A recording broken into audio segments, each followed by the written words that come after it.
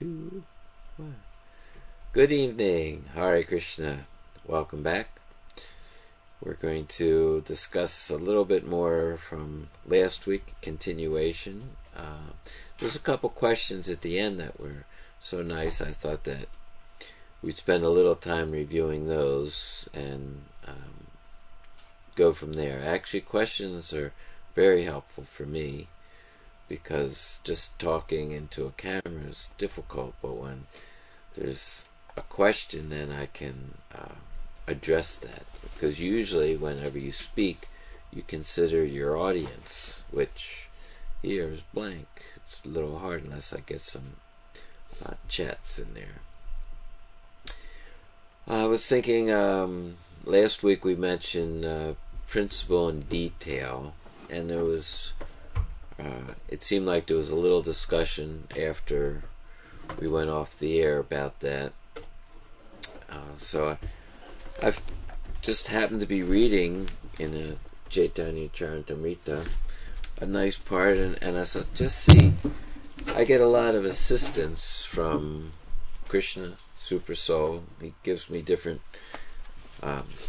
reading material. When I open it up, it just seems like that would have been very nice to say. So I was going to read. This is from Chaitanya Charitamrita, Madhya Lila, chapter 23, text 105. I guess I could read the text first, and then, because the purport is what I was thinking. Sri Chaitanya Mahaprabhu then told Sanatana Goswami about proper renunciation according to a particular situation, and the Lord forbade dry renunciation and speculative knowledge of in all respects. And in the purport, there's Shukta Vairagya and Yukta Vairagya, and Prabhupada quotes the Bhagavad Gita 6:17. He who is tempered in his habits of eating and sleeping, working in renunciation and recreation, can mediate all material pangs by practicing the yoga system. To broadcast the cult of Krishna consciousness, one has to learn the possibility of renunciation in terms of country, time, and candidate.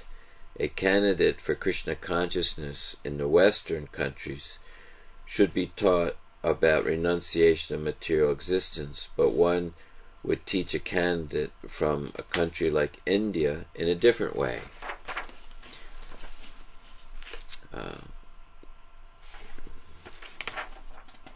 The teacher, the acharya, has to consider time, candidate, and country. He must avoid the principle of niyamagraha. That is, he should not try to perform the impossible. What is possible in one country may not be possible in another. The acharya's duty is to accept the essence of devotional service. There may be a little change here and there as far as Yukta Vairagya, proper renunciation, is concerned. Dry renunciation is forbidden by Sri Chaitanya Mahaprabhu, and we have also discussed this from our spiritual master, His Divine Grace Bhakti Siddhanta Saraswati Thakur Goswami Maharaj. The essence of devotional service must be taken into consideration and not the outward paraphernalia. So, this is what we were talking about, and there was some talk about the 64 rounds. But here we can understand Srila Prabhupada's expertise, and we shouldn't feel slighted in any way that what the Western culture can accept and what the Eastern culture.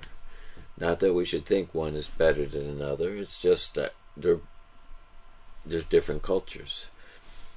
And Prabhupada goes on to say a couple paragraphs later that a Vaishnava is immediately purified by following the rules and regulations of a bona fide spiritual master. It is not necessary that the rules and regulations followed in India be exactly the same as those in Europe, America, and other Western countries. And then he gives his explanation, which I've heard Prabhupada speak on this several occasions, and I find it to be very sober and practical. He says, simply imitating without effect is called niyamagraha. And this without effect, Prabhupada stressed this quite a bit. There's one lecture in, I think it was 1969 for Govardhan Puja, where he talked about this.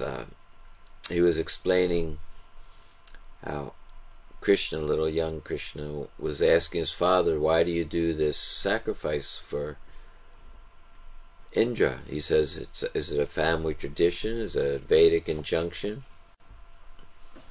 And then Prabhupada went off to explain that point quite nicely, where he says that if you follow something and you don't know the effect and you don't see the effect, then it's almost like superstition.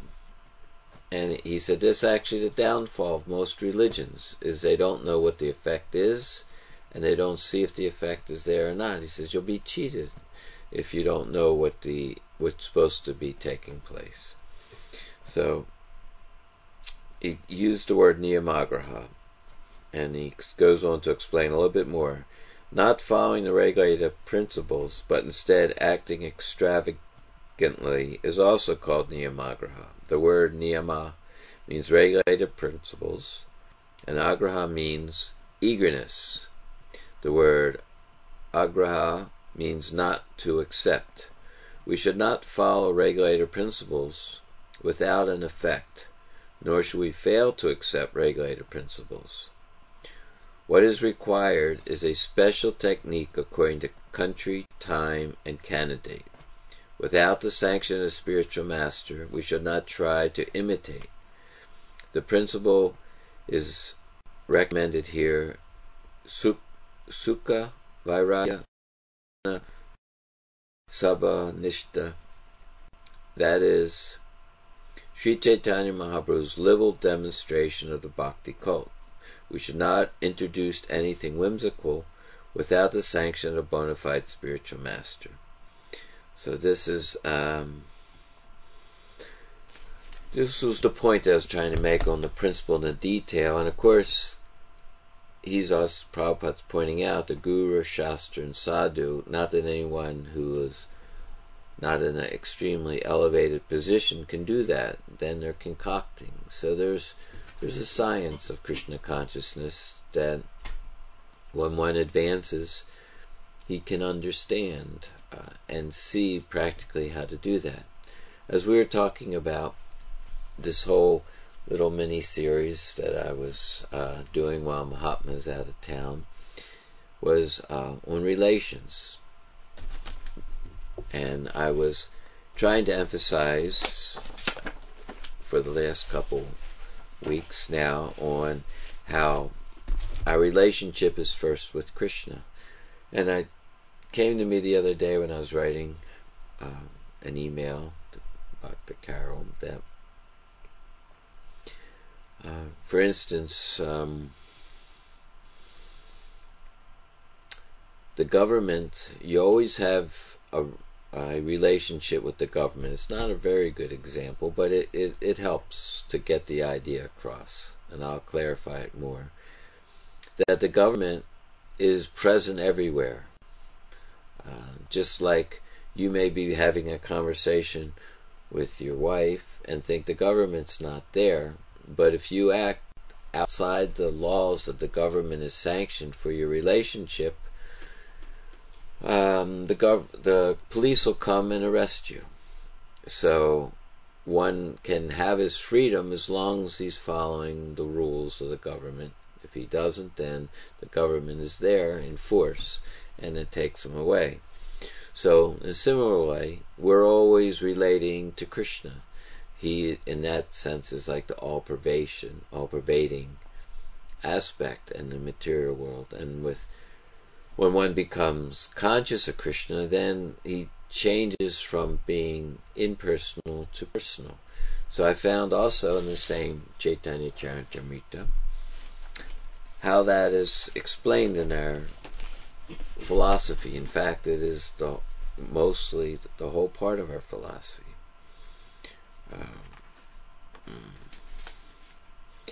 So I'm going to start. This is Madhya Lila, chapter 25, text 102. The essence of the Srimad Bhagavatam, our relationship with the Supreme Lord, our activities in that connection, and the goal of life, is manifest in the 4 verses of the Srimad Bhagavatam known as the Chatur Sloki. Everything is explained in those verses. So, the culture of Krishna consciousness may be said that it's Nitya Bhagavata Seva, that we're learning how to serve the Bhagavat. There's 2 kinds of Bhagavat, the book Bhagavat and the person Bhagavat. They're actually identical. So we see when Srila Prabhupada came to America, the first thing, before he came here, he translated 3 volumes of the Srimad Bhagavatam. And then when he was here, he set up a culture, international society for Krishna consciousness. And in that society we have every day, we have a Srimad Bhagavatam class. Prabhupada used to give them, and he also had his disciples give those classes. And he also had us print, and he would translate it, and the devotees was organized into the BBT to print and distribute the Srimad Bhagavatam, the Grantha Raj Srimad Bhagavatam. So this is such a wonderful book, because if even in the Srimad Bhagavatam itself, the 2nd verse of the Srimad Bhagavatam explains that completely rejecting all materially motivated religion, this Srimad Bhagavatam propounds, Bhagavad Purana, propounds the highest truth, which is understandable by those devotees that are thoroughly pure in heart. The highest truth is reality distinguished from illusion for the welfare of all. Such truth uproots the 3-fold miseries. This Srimad Bhagavatam, compiled by the great sage Vyasa in his maturity, is sufficient in itself for God realization. As soon as one attentively and submissively hears this message of the Srimad Bhagavatam, by this cultivation of knowledge, the Supreme Lord is established within his heart. So, that was always one of my favorite verses. It's got so many nice points in it. But specifically what I was thinking is that the Supreme Lord is established by this cultivation of knowledge, not an ordinary thing. So, to read a little bit more from Madhya Lila, chapter 25, now text 103, Lord Krishna says, this is the point that I was trying to make, and it was so nice that he let me stumble upon it in the Chaitanya Charitamrita. It says, Lord Krishna says, I am the center of all relationships. There it is. That was what I was getting at in true eloquence. This is what? Truth spoken concisely. It's true eloquence. So Lord Krishna says, I am the center of all relationships. Knowledge of me and the practical application of knowledge is actual knowledge. Approaching me in devotional service is called Abhideya. And then there's a little purport here by Prabhupada.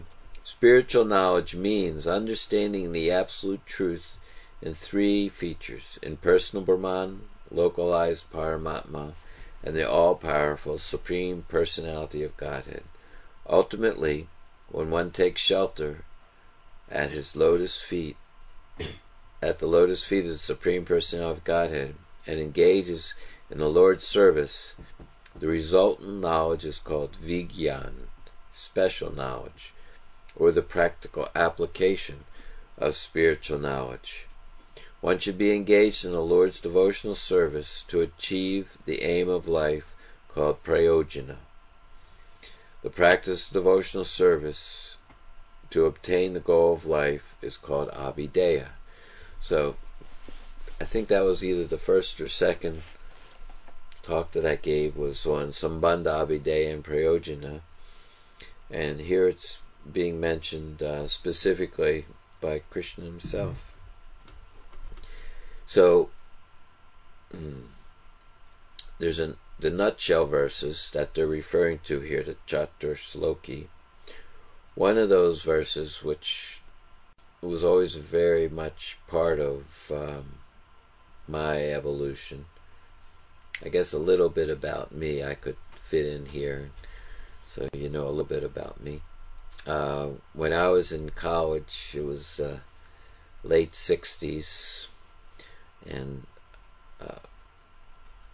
I was a kind of a mechanic type person, so I was taking business.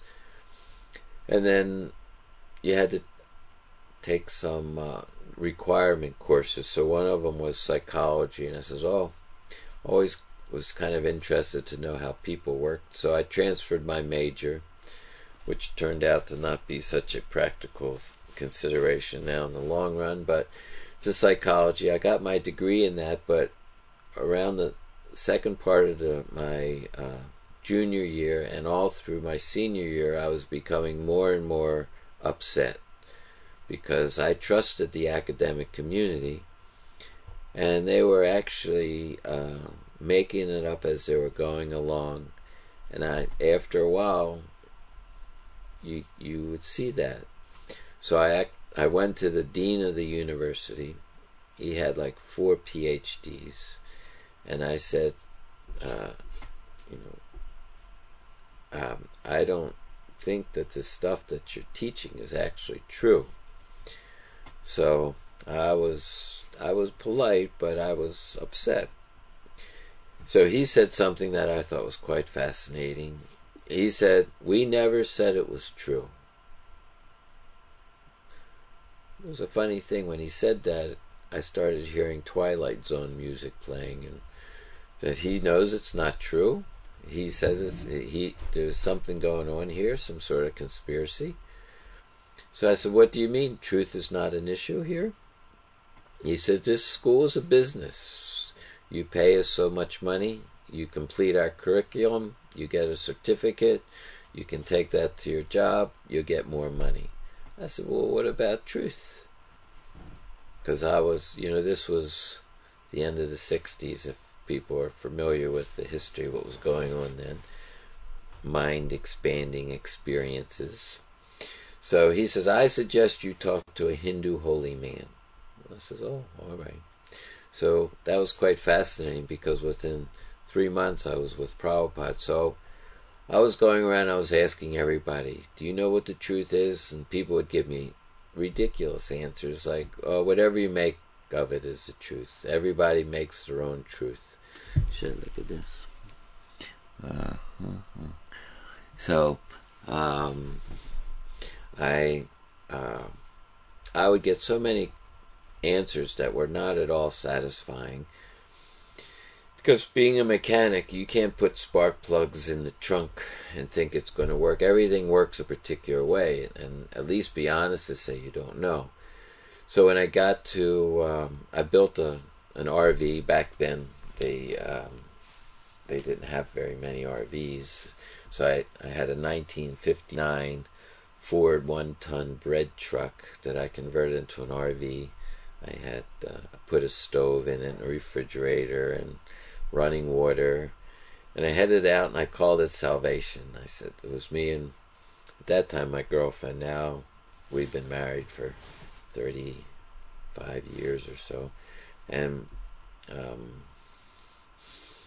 we said, we don't know. Let destiny take us where it will. And a funny thing happened when you say things like that. Within a week, I was visiting my brother, who was just getting ready to sail around the world in his little sailboat. I went to see him off, and he lived in California. I had left Baltimore, drove across, and there was only one parking spot on the street. So I parked in that street, and his address at that time was 3765 Watsika Avenue, which, for people who don't know the address of the LA Temple, is 3764. So it was directly across the street. And he was actually the last non-devotee to live there. The next, I think actually Manu may have moved into his apartment the next time I came there. So he told me those people across the street, even though they look a little funny, their food's real good, and that they have a Sunday program that you can go to that's free, and they feed you really nice. So I looked, that Sunday when it came, I looked through the crack in the door, and they were still talking, and they talked for a long time, and then they finally stopped talking, and they were going to serve out their food, their prasadam. So I went in and met the devotees. It was wonderful prasadam. They had samosas, they had, which I thought were quite wonderful, and they had curd chunks deep fried and pressed inside the rice. Anyway, so after a short time I came back and I joined, and the first book that I read in the Brahmachari ashram was Answers by Citing the Lord's Version. And the nutshell verse specifically struck me, the Etavad Eva Jignatvam, that's 2:9:36, that if you're looking for truth, you have to search it out up to the personality of Godhead in all circumstances, in all space, in all time, both directly and indirectly, to know the all-pervading truth. So previously we've heard things like the omni words, omnipresent, omniscient, those words that mean everywhere. So Krishna is everywhere, and you can also see him everywhere. You just have to know how to relate to Krishna and everything else, that it is Krishna and it's under his supervision. Just like a law-abiding citizen knows how to relate to the government. If he sees a red light, he knows I stop. If he sees a green light, he can go. He knows to keep to the right. So many things we know how to do. So this 2:9:36, where it says Etavad Evat, that explains that you have to search out the Krishna in everything. And then, so that was to know our relationship. But he also says in text 34, he says, Brahma, if anything appears to be of any value, if you don't know its relationship with me, it's just Maya. It's a reflection that appears to be in darkness. So of course reflections are mirages. A mirage it looks like it's a substance, but it doesn't have the substance. And this whole material world, I think we went into that before, that the relationships in this material world are generally in the mode of passion, and where one is in the bodily conception of life, and the whole bodily conception of life and the mode of passion is a reflection of reality, but it's missing two significant elements, substance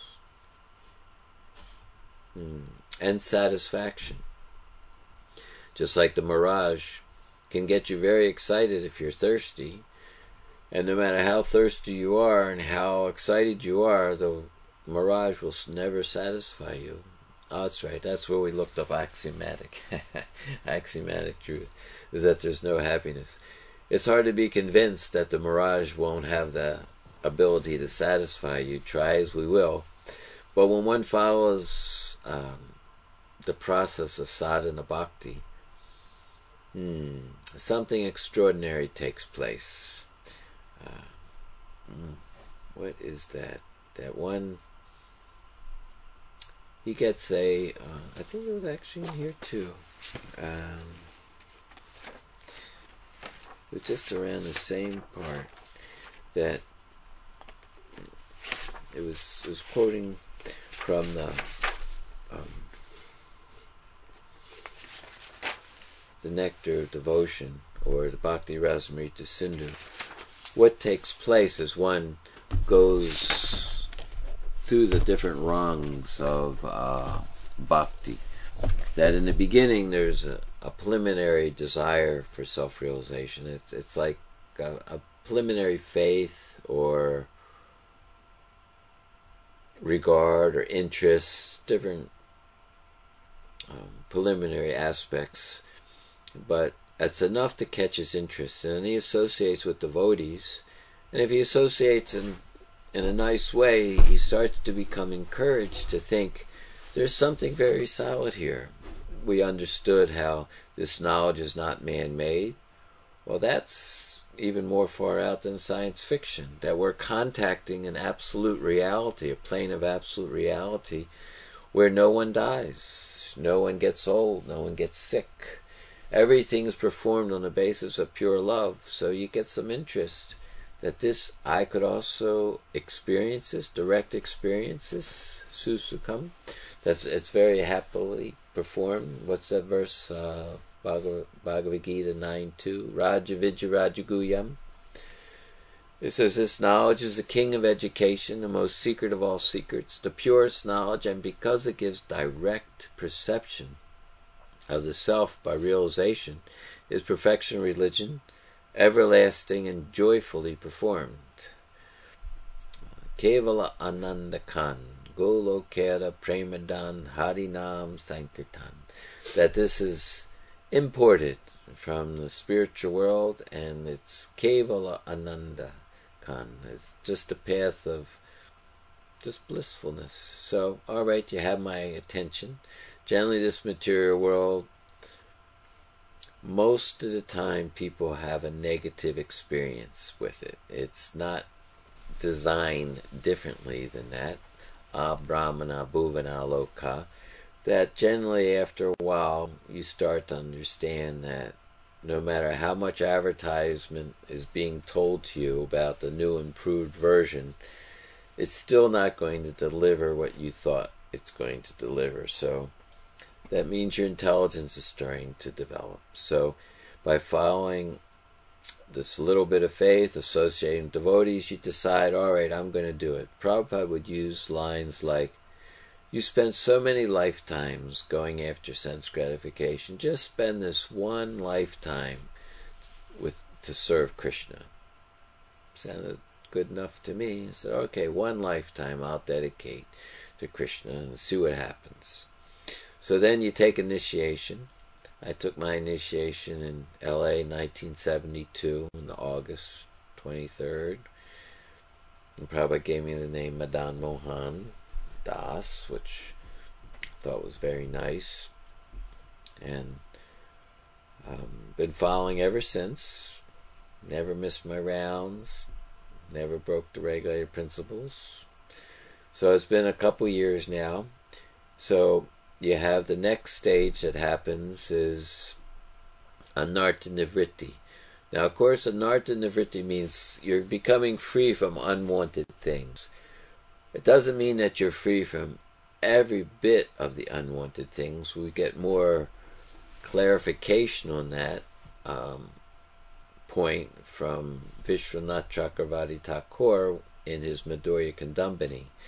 He explains how that the anarthas come from 4 different sources. They come from our past pious activities, our past impious activities, the weeds of devotional service. By not performing devotional service and weeding your garden, you can get weeds, and that's an anartha. But none of those are too bad unless those weeds, they go from being acute to chronic, and then they turn into something that's very serious called an aparad. And that's another type of anartha. So it explains they go away in 5 stages. And some anarthas, the bulk of them go away fairly quickly. And that's the verse, I think it was Nitya. It says, by regulating service to the pure devotees, all that's inauspicious to the heart is practically destroyed till nil. So that's, and loving service is established. So that practically destroyed means almost, most of it, 90%. The big chunks are gone. And that's enough that you can pursue your life in a Brahminical standard. So after there's this anartha nivritti, then there's this nishta. Nishta means you're fairly well fixed.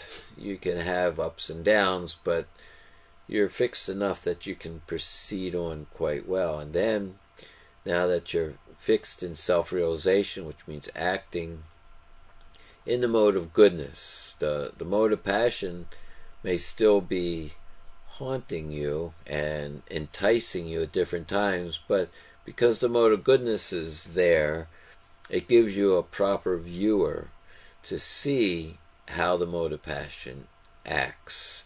And if you know what the result is going to be, you most likely inhibit yourself from doing it.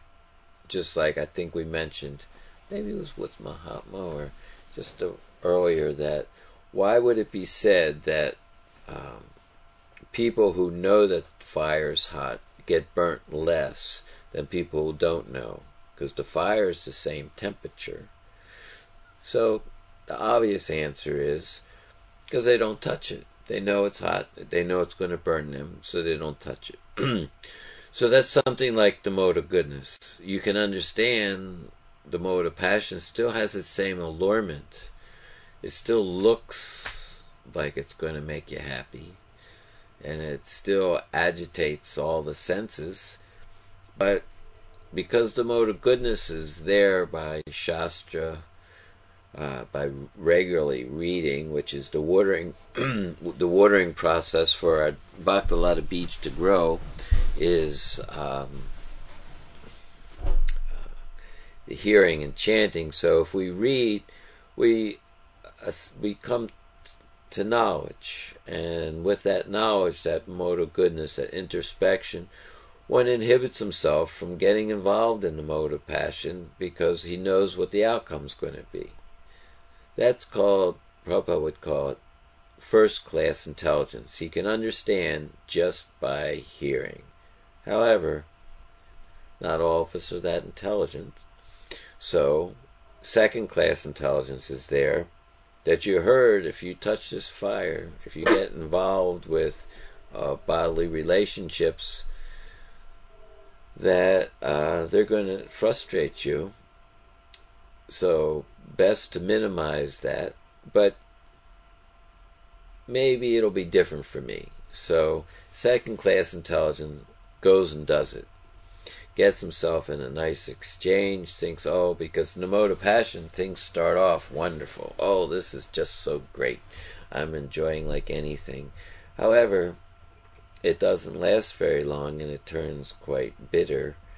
And then, when it's bitter, that's his chance to become second-class intelligent. That, okay, now I understand what they were talking about. That actually, there isn't happiness in this world based on the bodily platform of life. I thought I was going to have the best of both worlds, but actually I got not the best of either.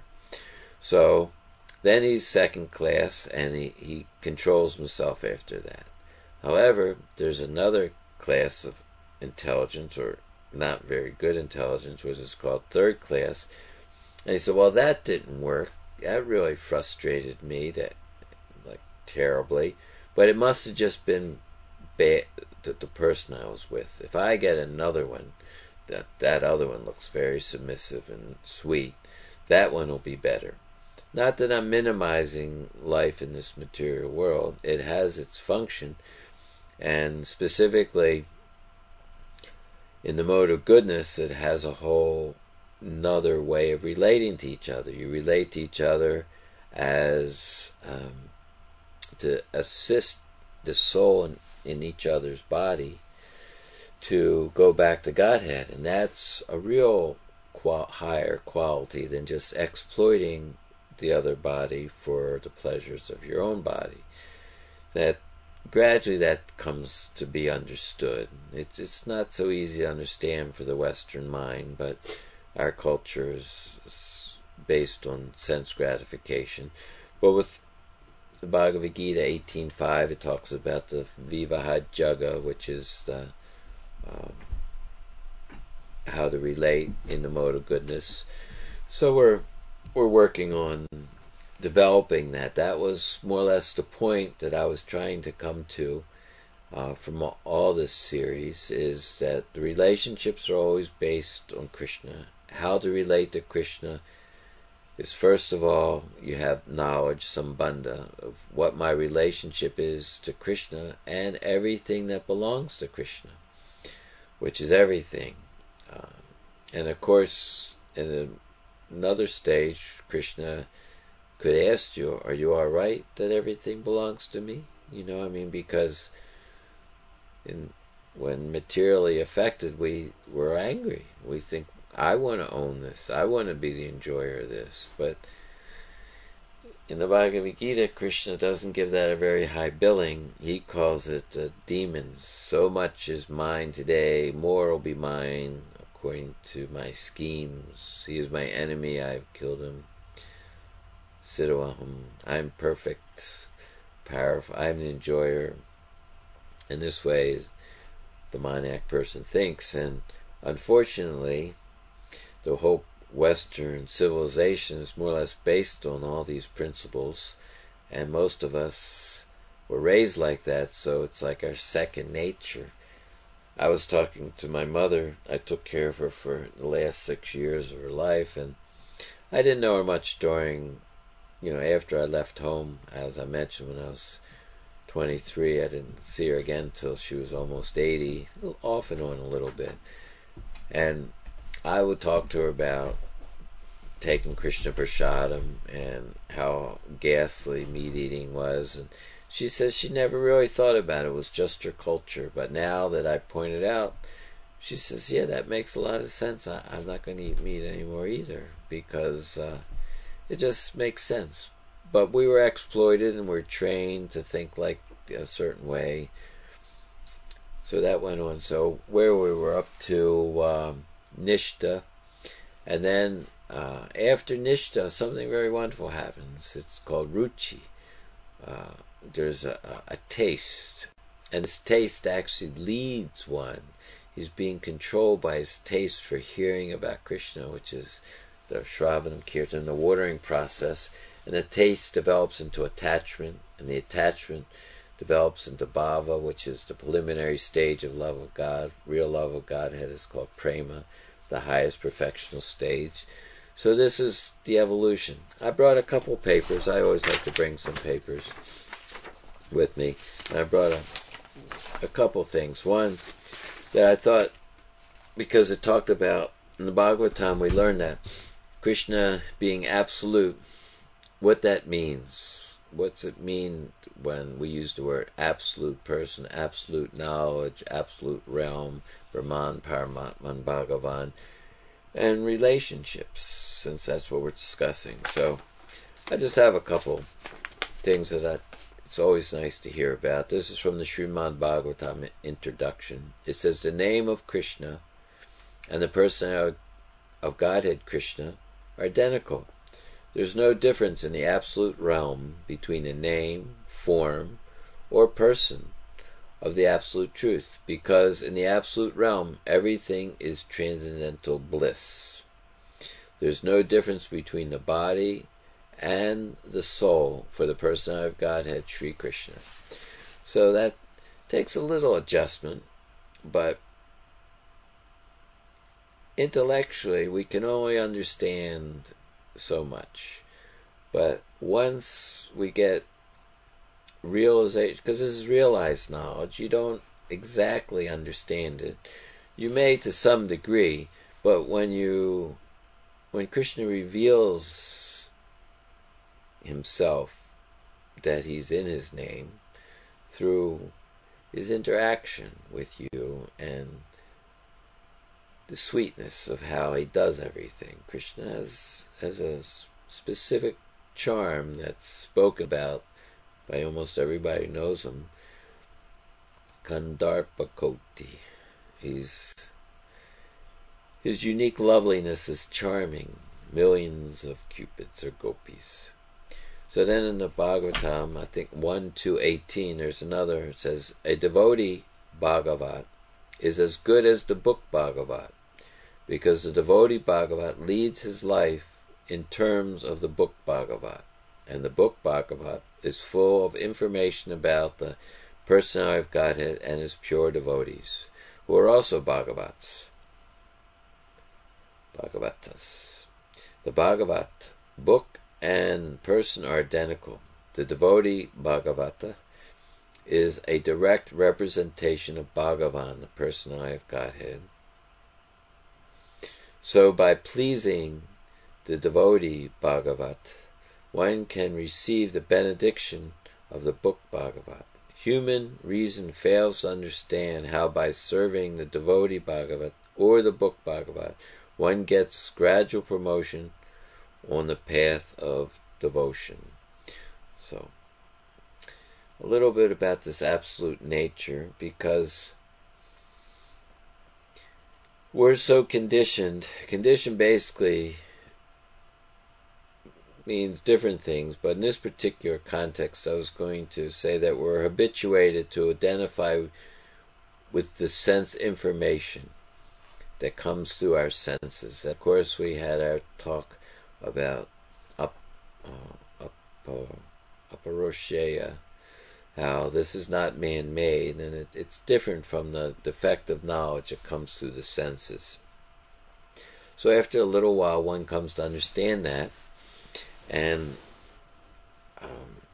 progresses along with learning how in each situation his primary first consideration is relationship with Krishna, and not that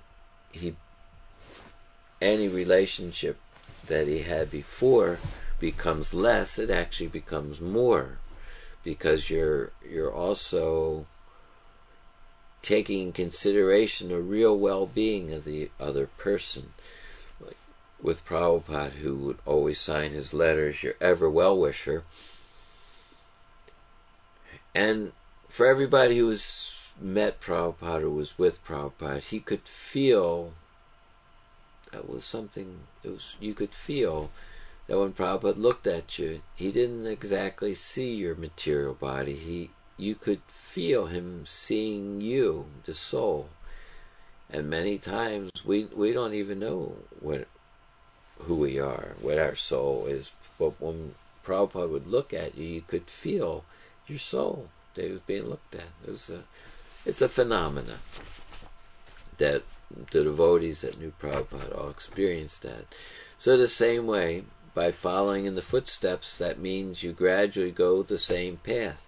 Mahadhyena Kata Sapanta.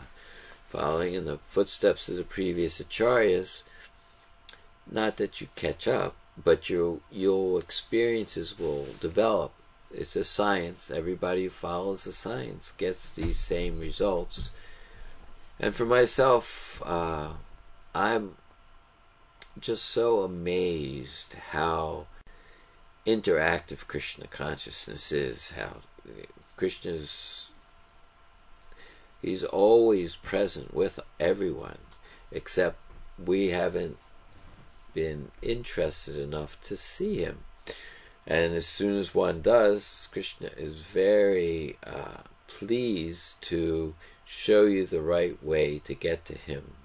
Because sometimes I make different sayings that to myself. I'll say, like, if Krishna said to me, "Why do you want to be with me? There's so many people here. Why do you want to be with me? What will be the reason?" So, of course, every one of us could think those questions too. In other words, you're chanting Krishna's name. What do you really want? Why do you want to be with Krishna? So you spend some time thinking of that, soul searching, because in the beginning, sometimes the reasons aren't so nice. Just like the lady who says, "I'd marry anybody if he just takes me out of this town. It's a horrible place." Or if you went to a prison and people would say, "Just let me out of here. This place is horrible." It really doesn't say anything for the character.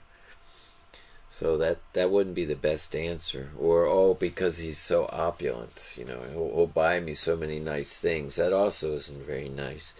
So you try to spend a little bit of time thinking, why would you want to love Krishna? Why did you love Krishna? So some of the things, I have a bit of a sense of humor. So I thought, well, Krishna, we were meant for each other.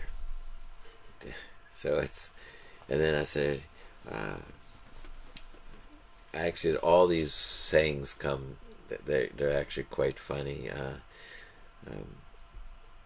We were made for each other. We were meant for each other. Can't really live without you.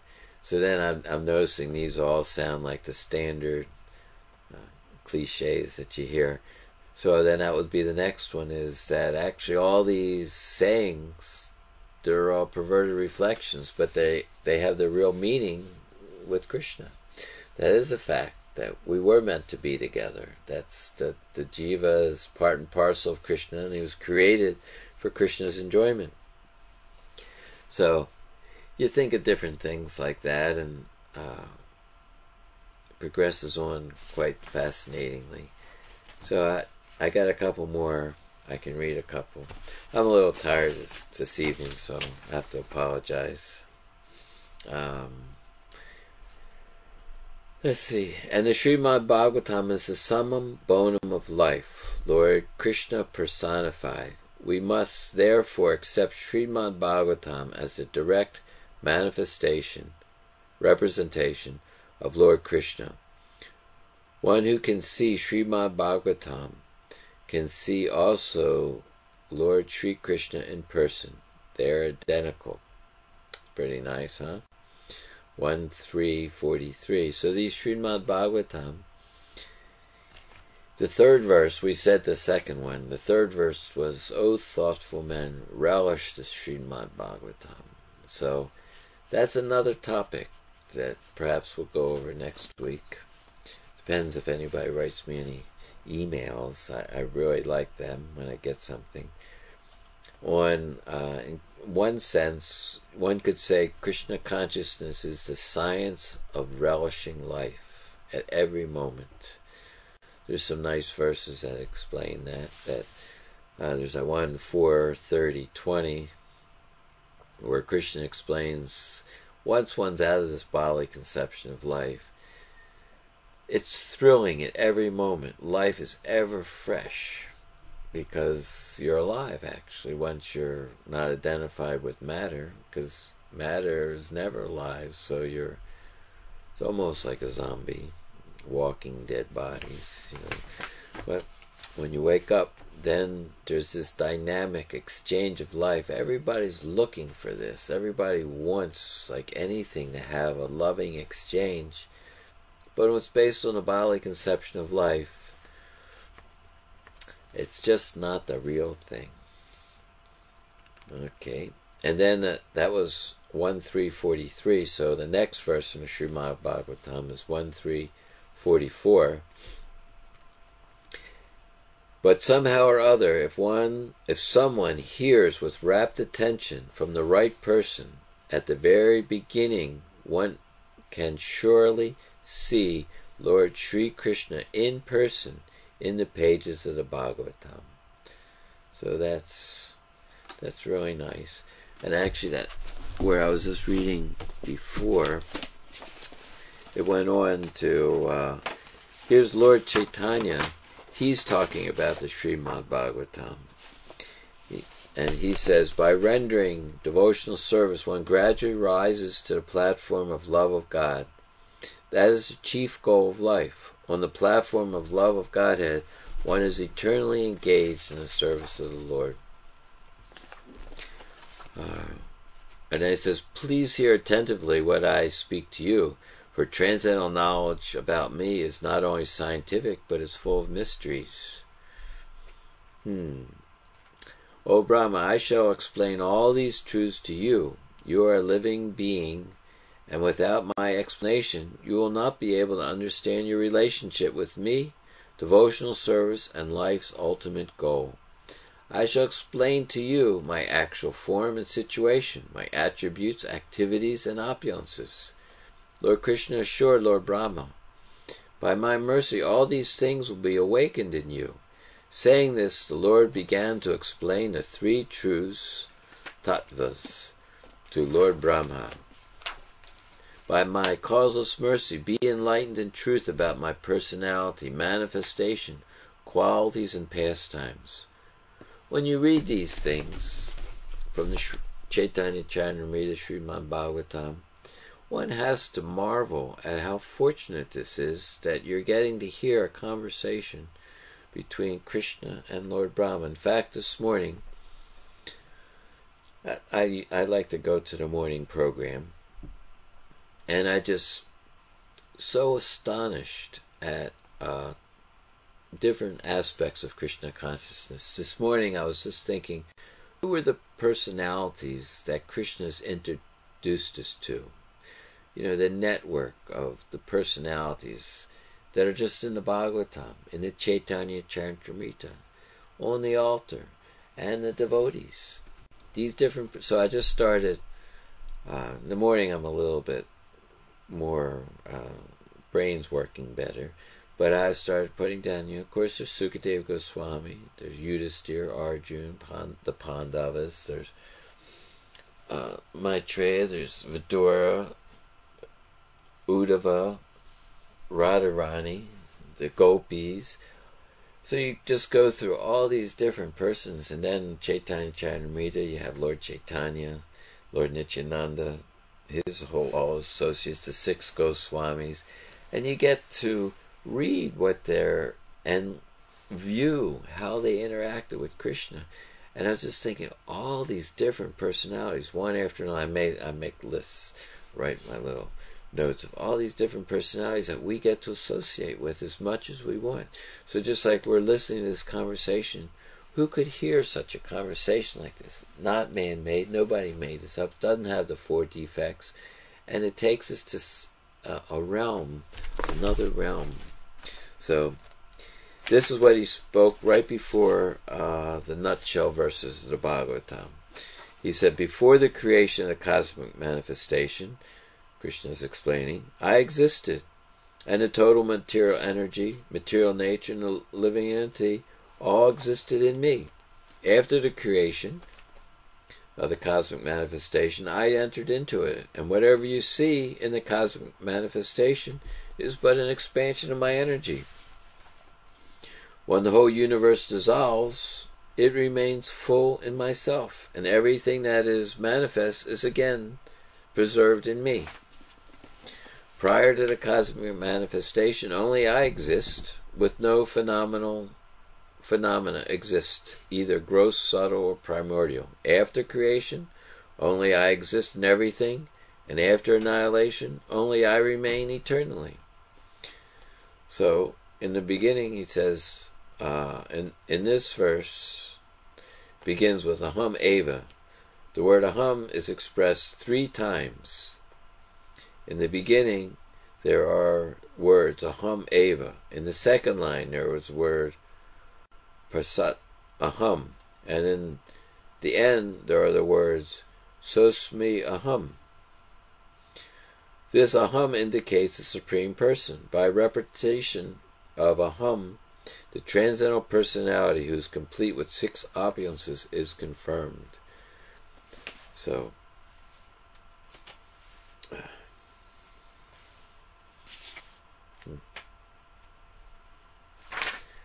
it's just so marvelous, Krishna consciousness.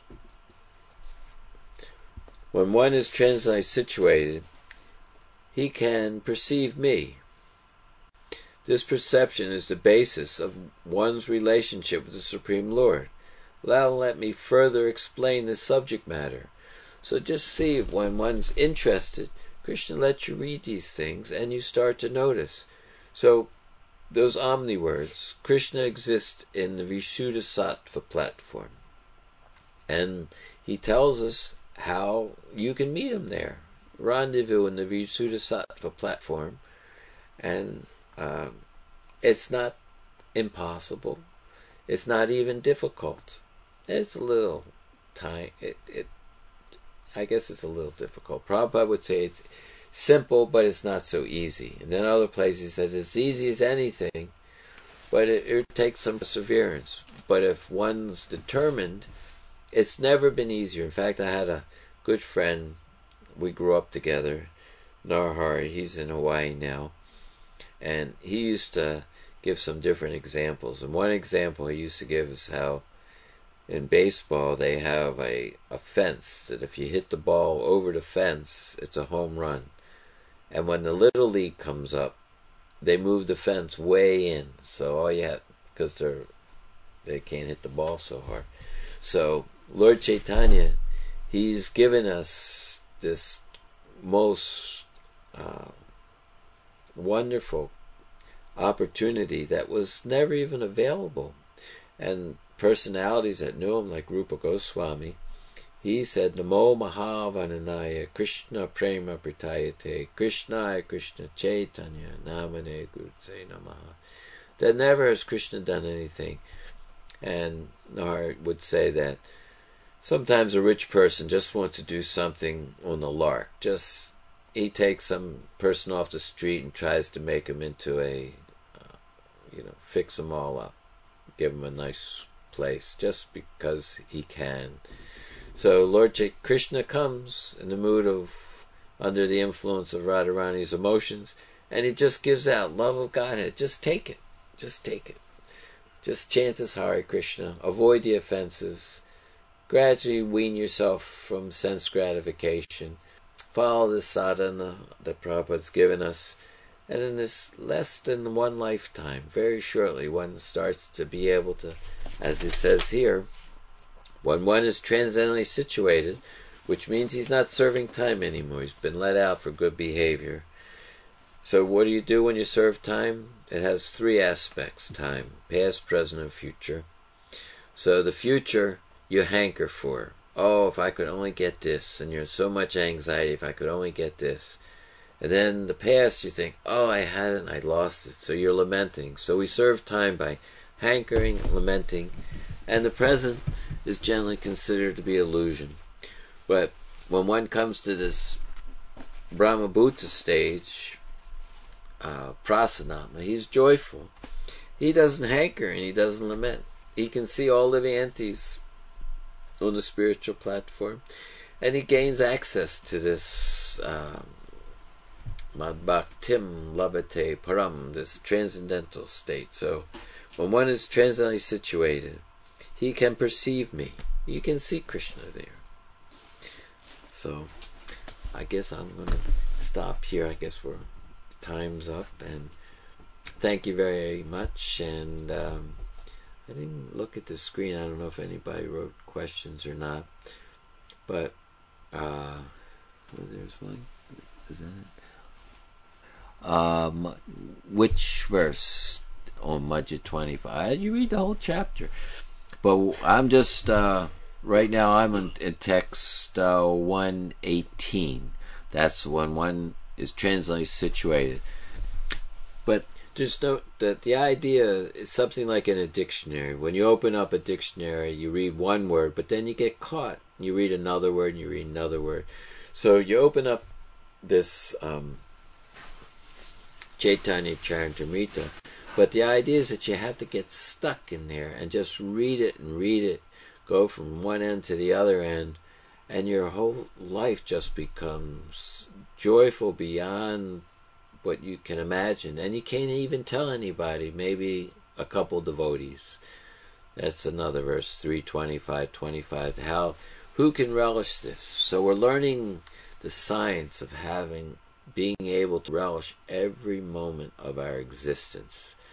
Sounds like a good conclusion for existence, isn't it? To relish every moment, and it's ever increasingly more relishable beyond imagination, because you're interacting with Krishna, who is Rasaraj. He's the king, and that sweetness of love that goes on, even Krishna wants to understand that part of himself. He wants to see, desiring to understand the glories of Radharani's love and the qualities in himself that she relishes by her love, and the happiness that she feels by serving Krishna and realizing his sweetness. That's why Krishna came as Lord Chaitanya, and that's why he's giving out devotional service. We can't imagine everybody's hankering for pure love, because we want the other person. There's a certain creativity in love on how to do something tantalizingly wonderful for the other person. And then the other person gets so stimulated by that, they think, well, let me do something even more wonderful for the other person. And that sweetness is our life with Krishna. He's so expert. And that's actually what desire was originally engineered for. When it's not contaminated, it's our creative nature of love. And that's what goes on forever. So, I thank you very much. All glories to Srila Prabhupada. Hare Krishna.